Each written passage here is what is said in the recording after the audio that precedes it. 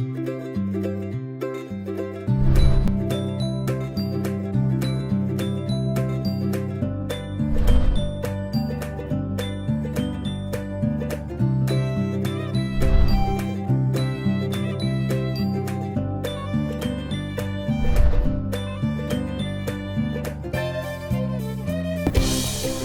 everyone! Today I just wanted to give you guys a quick tour of my new setup that I've created. And I learned how to make this on YouTube by watching lots of different videos, but the main YouTube channel that I took inspiration from was Ryo Dragon 20. That's what I use for all my measurements and things, so if you want to look up his channel you can figure out how to make this rig yourself.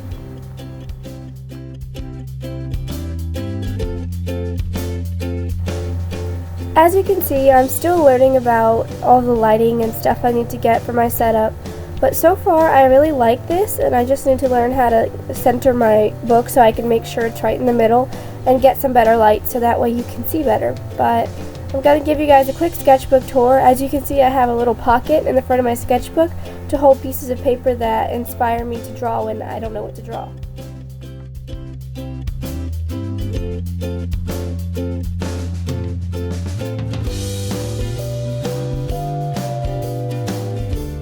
So this is actually an old sketchbook, and this heart drawing and the little fashion illustration of that girl I did a couple years ago, and then I salvaged this book and tried to add some cute quotes and to fix it up and make it a little cuter, but I really don't like the illustration of that girl.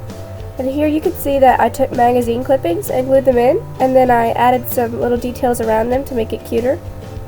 I absolutely love this quote by E.E. Cummings, but the drawing didn't turn out as well as I hoped it would.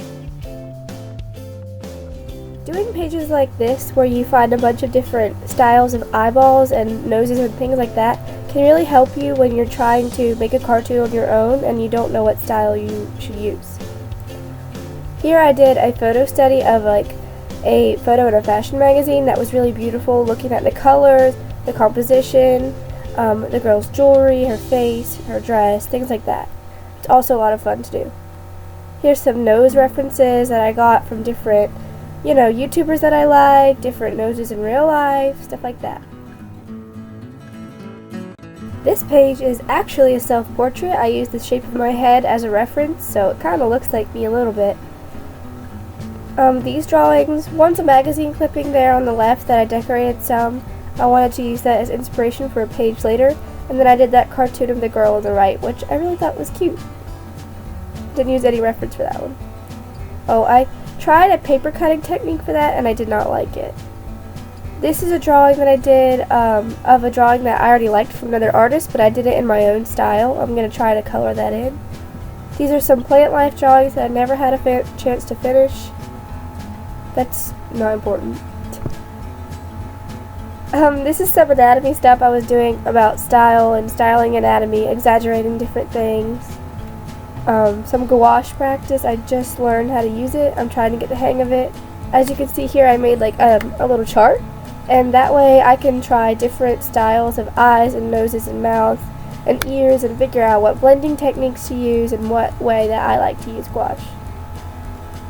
Here's an unfinished sketch. But I plan to go back and finish that, so maybe I'll show you guys when I'm done. This is my ideas page, which you should definitely have if you have a sketchbook. Keep a page of ideas that you want to do later. That way, when you don't know what to draw, you can look back to your page and figure out what you want to do. Oh, that was a quick doodle from my mom. Another unfinished page. And this doodle is interesting. I actually redrew it 3 different times, as you can see. I wasn't happy with the first 2, so I had to draw it again, and it was a mess.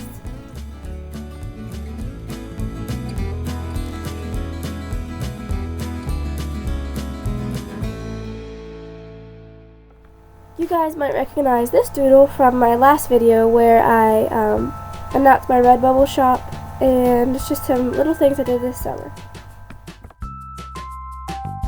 And now is just a little message for you guys. I want to thank you guys so much for subscribing, and I want to thank you guys for watching this video. So please feel free to check out any of my other videos. I no longer have an Etsy shop. I decided that it was really going to be kind of time consuming and difficult for me to update it and keep items in there. And so I decided that Redbubble would be a better sort of alternative for me. So feel free to check that out, but just know that no longer I don't have an Etsy. So thank you.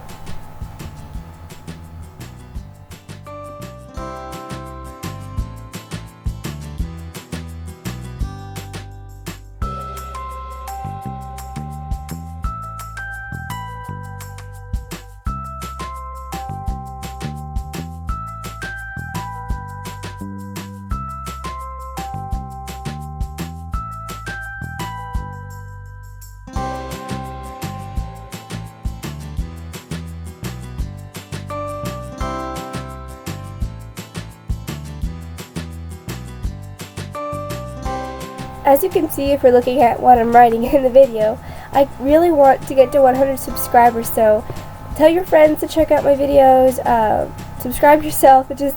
I really want to make this goal, and I really need your guys' help to do it. Thank you.